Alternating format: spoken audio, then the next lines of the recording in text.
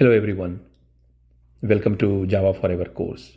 Currently we are learning operators, and in today's class we will learn a little bit more about division operator. In the previous class we saw that we have different type of operators in Java, right from equal to operator, which is assignment, plus for addition, minus for subtraction, asterisk for multiplication, and forward slash for division.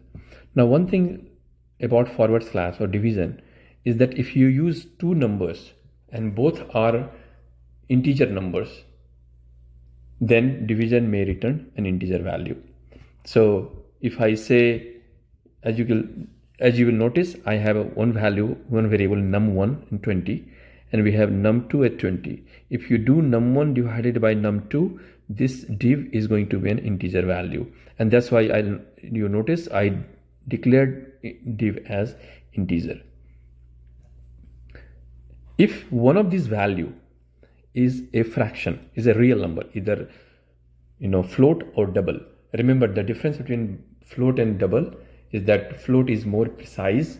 The after decimal value, the precision is very high when compared to the float.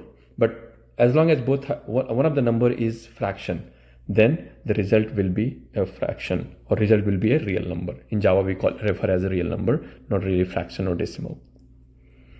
That's all in this class. I'll see you in the next class. We'll learn more about another operator called modulus.